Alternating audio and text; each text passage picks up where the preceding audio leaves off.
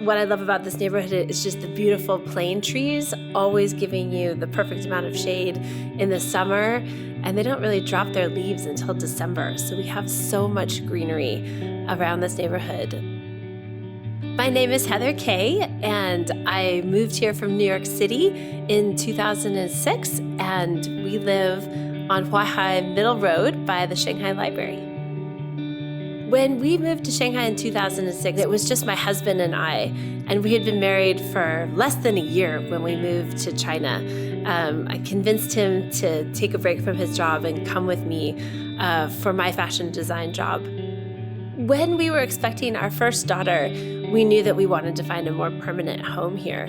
But we began looking for homes, and we found this apartment with our 19-year-old real estate agent named Cookie, and she hadn't shown it to anyone else, and we saw it on a Saturday morning in January, and it was the first one that we'd seen that we walked into and said, this is it. This is our home. This building was finished in 1948, and it's a small low-rise right on Huaihai Middle Road, so right on the street.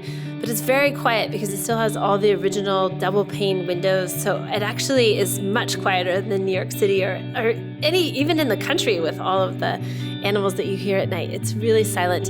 It's in sort of an Art Deco style. There's lots of European touches as well. Like I feel like the old wood trims and the way the ceilings are very high and the proportions, I think had a lot of influence. So some of the sconces that we have are original to the apartment, but others were created by my husband, George. And so he made these sconces out of bamboo veneer, and those are pretty cool. To make this apartment our home, I think was, as probably with everyone, kind of a gradual process because we moved in and there was really nothing. But so we added the pieces slowly, and they began to feel like things that were a reflection of us. I mean, this was a chair that my husband gave to me when I was breastfeeding our first daughter. It was sort of like, a chair where we could kind of rock and be comfortable. And my husband plays the piano for hours every day. So wherever we've lived, a piano has been sort of the centerpiece, the hearth of the home, really.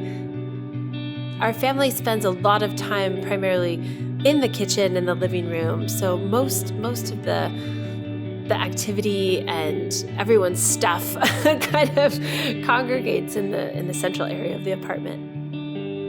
I think most people find that everyone spends the most time in the kitchen, right? Especially if you have a nice, comfortable place to sit. And so originally the kitchen was open plan, but smaller. And so what we did is we actually combined the existing kitchen with the bathroom and moved that bathroom to another location and opened it up. And we put in a pub booth, actually. That was like my one design contribution, I would say, to the whole process was that I really wanted a pub booth. My bedroom is bursting. I have to say, we moved here almost 17 years ago with 2 suitcases.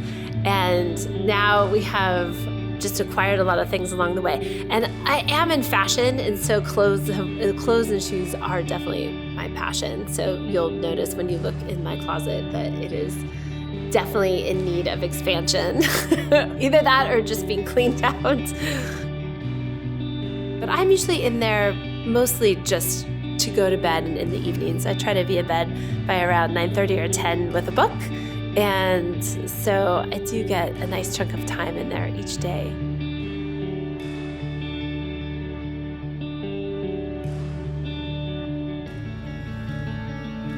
I came here because as a designer in New York City, you never really know what happens to your tech packs, your designs, once you email them to the person at the factory. You sort of get this garment back, but the in-between process, I really wanted to learn more about that. I think the difference between New York and Shanghai is more the frequency of the city, because even though they're actually very similar sizes, I would say that Shanghai, you have the option to go at a go fast pace, but I feel like people here also really take time to have a good quality of life.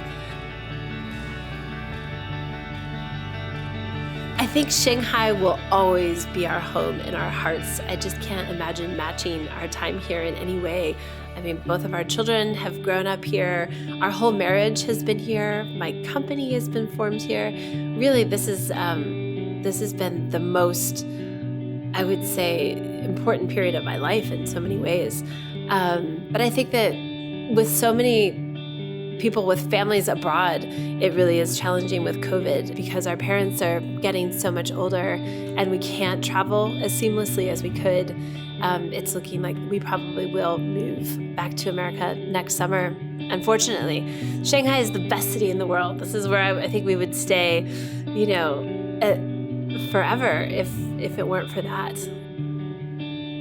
We thought, we should move back to the States before the kids start school.